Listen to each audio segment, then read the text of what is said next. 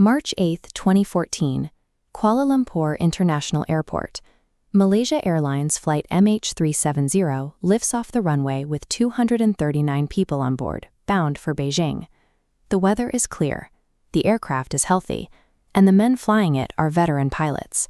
For 38 minutes, the flight proceeds exactly as planned. At 1:19 a.m., the co-pilot signs off with a routine radio call, "Good night, Malaysian 370.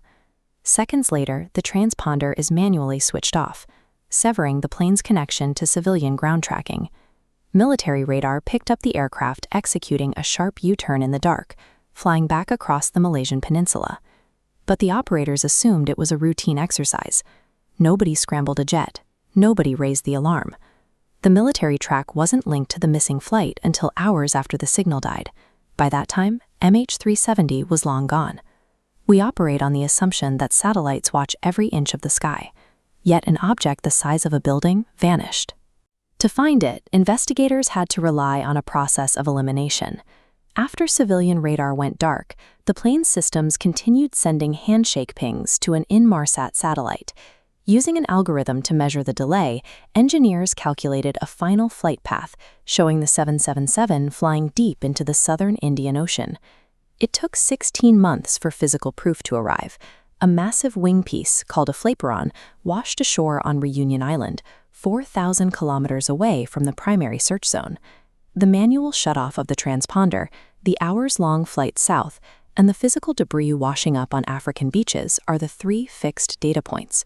Any explanation for what happened must account for all three. The most debated explanation focuses on the cockpit. Investigators discovered that weeks before the flight, Captain Zafari Ahmad Shah had practiced a similar, isolated route into the Southern Ocean on his home simulator. But a simulator route is not proof of intent. The captain had 18,000 hours of experience and a respected career.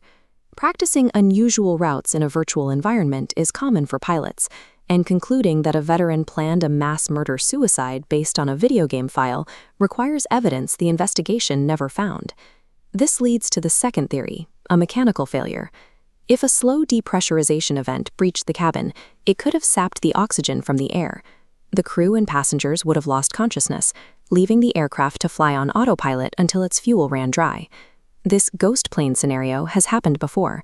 In 1999, the Learjet-carrying Golfer Ping Stewart suffered a cabin pressure failure.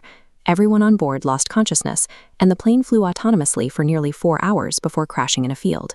But the mechanical failure theory struggles with the cockpit timeline.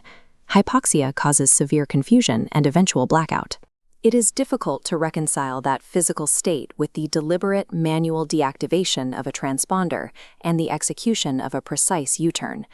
Neither human malice nor mechanical incapacitation aligns with every action taken in the cockpit.